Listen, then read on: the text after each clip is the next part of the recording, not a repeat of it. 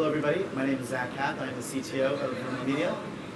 Hi, my name is Miko, co-founder of the Evercoin exchange.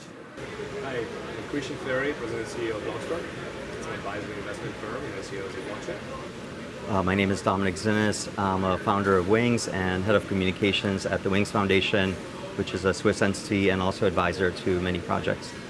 Fantastic. So today we're here in beautiful Puerto Rico, and we're here because of regulatory conversations and regulatory issues around the world, around crypto, and also this project of social good that's occurring here in Puerto Rico, partly as because of regulation and also for other reasons.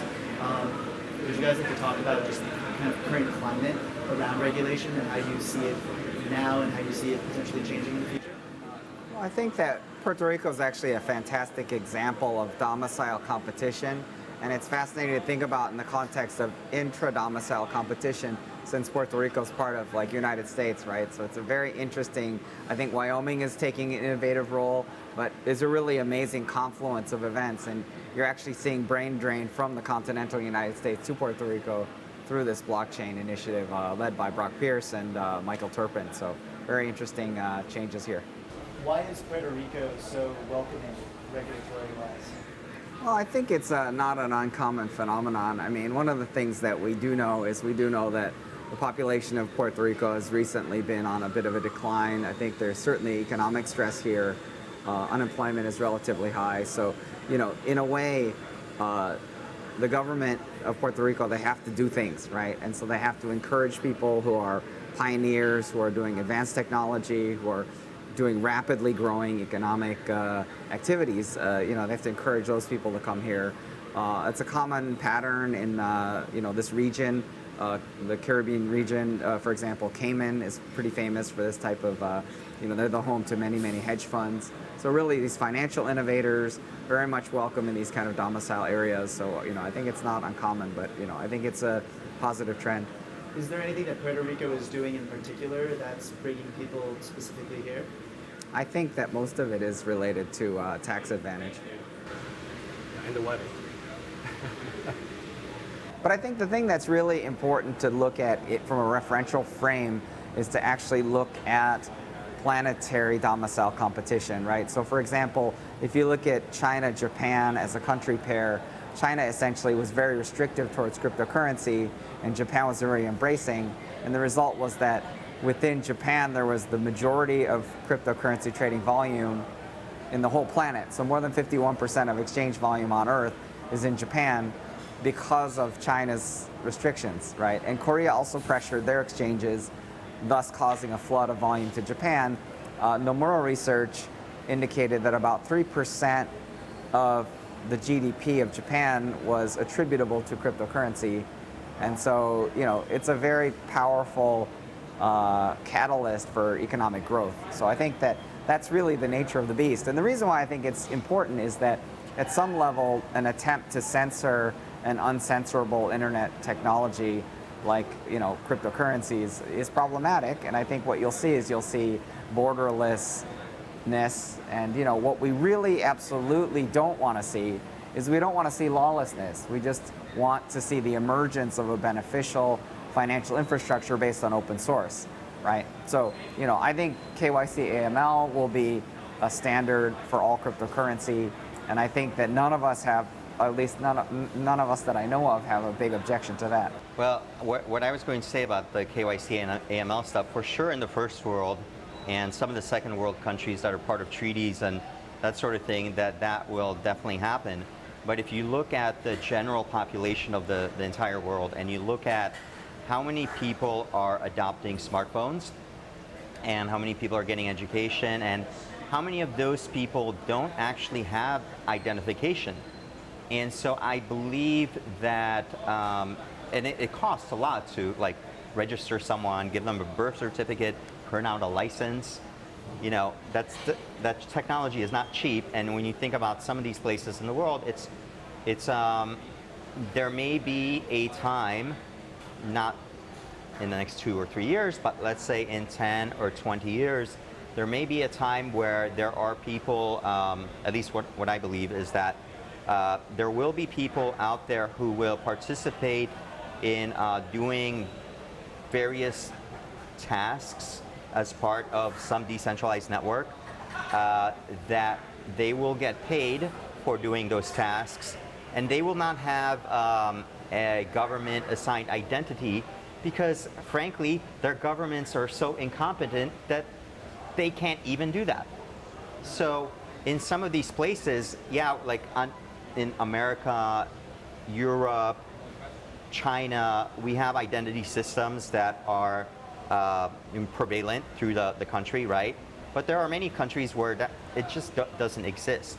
And I don't think, if you look at the cost and the organizational level in the government needed to do that, some of these places, I don't think it's going to happen. Yeah, but let me push on it differently, right? Which is, I believe that there are places where the governments are not strong. You know, I bring up this kind of like case in point, which is, you know, this is from the Reserve Bank of Zimbabwe. It is a $20 trillion Zimbabwe note, right? So this is $20 trillion, right? It's really nice.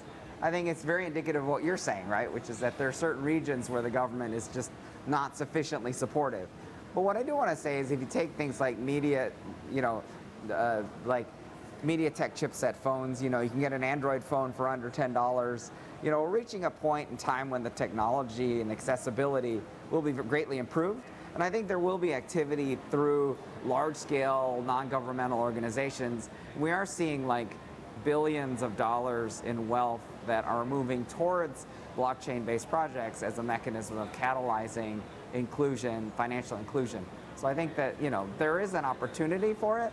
I think if we do get biometric identifications, you know, I know of a project that's working on refugee identification, so, you know, maybe it won't be the governments, but, you know, solutions may appear. So that's my point, is that the system that we know as KYC and AML today would maybe morph into something else. It might be biometrics with maybe, in my opinion, would be some kind of reputation-based system.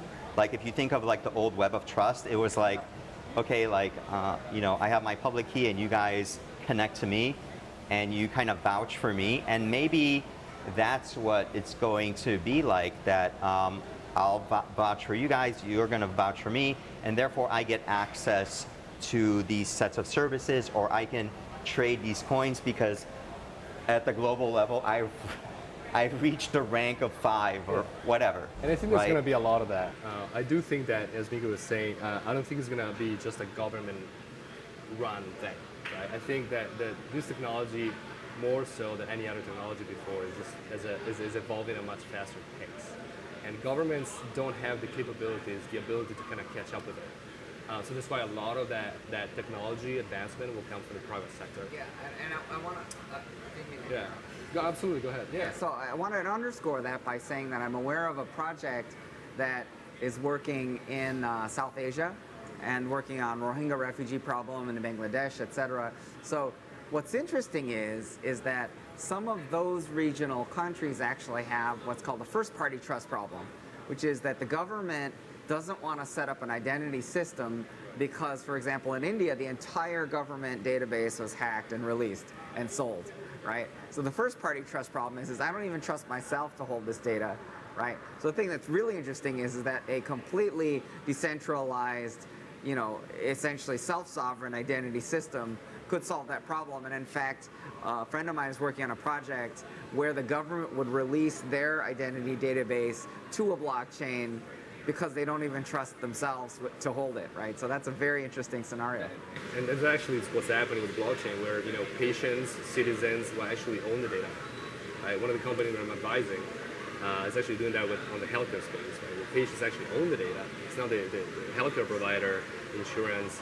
They actually resell that data for like millions of dollars, right? To, you know, big pharma for clinical trials. They're actually going to own the data, and with a permission-based blockchain, decide who to sell it to, if to sell it to, and how much to sell it to. And that is going to be implemented in the government. As a matter of fact, the European Commission is already implementing some of that technology already from a European standpoint, from a member zone standpoint, right? .org, ICO Governance Foundation. And from my vantage point, what you were talking about from the basic point of trust, right, which is what's astonishing is this notion that Satoshi Nakamoto's Bitcoin protocol essentially eliminates the requirement for third-party trust. even in a context where there are still third parties, right? So there's still lots of intermediation necessary, but you don't need to trust them, right?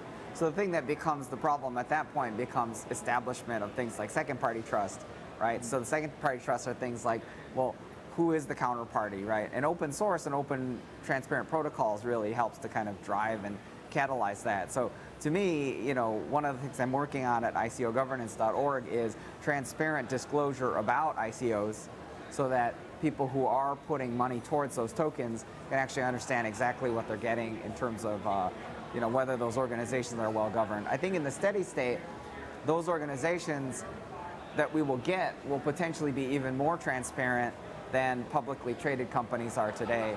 And I think that will be the triumph of self-regulation, because those will be the most trustworthy organizations in the world. Yeah, Rico and I are active in the space, right? One of the organizations that I founded last year is the Blockchain Compliance Alliance. Very, in a sense, like it's the point of it is understanding that, the understanding of the technology comes from the bottom up, not from the top down, right? And understanding the value that the community that's actually investing in this token should be somehow, the same people that are actually reviewing it in a sense, that the major benefits, right? So there's an incentive there to kind of leverage the community for that opportunity, right? The assessment of these ICOs. And so it's basically a standard for ICOs that we're developing. We had the opportunity to engage with some of the regulators, both in the United States and in Europe as well. So far, so good. I think what Rico and I are trying to do, really for the benefit of the community, is just to kind of push the community forward, make sure that it's going to foster for years to come. That innovation is not going to be choked by regulators or governments, which better than I do that. Regulators actually are willing to engage in these conversations. So they're very open, and I think that's why I think we're very fortunate to kind of live in this country. In the United States, it's a big fear, the SEC and IRS. In reality, these regulators are actually willing to engage in this conversation, have these SROs, and have these standards to kind of help the community. So I think that we're going to see a lot more of that this year, next year. We're going to see standards coming actually from the bottom up instead of being like shoveled down by these regulators top down and choking innovation. I think, to be honest, in the rest of the world, except for maybe China, the main issue is around KYC and AML and making sure that terrorism is not financed, that we're not financing, drug traffickers and just kind of the bad stuff that we don't want in our society. And that is pretty easy, like with our platform, we're building that in so that anyone launching a crowdfund using our contracts can plug into a sort of semi-decentralized KYC system, and they can say, okay, I don't want Americans in there. Okay, no Americans. I don't want Chinese in there. No Chinese, whatever, right? And then the KYC provider, of course, checks stuff, make sure that they're not on a terrorist list or whatever. Then the issue is really more on the U.S. side.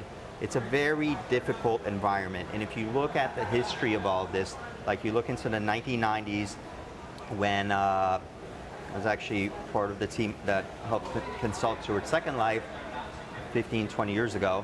And they basically had to get, I think, money transmission licenses in a bunch of countries, that sort of thing, and states. And then you had the issue of where land, that virtual land that was being sold in Second Life was VAT taxed in the EU because it was land.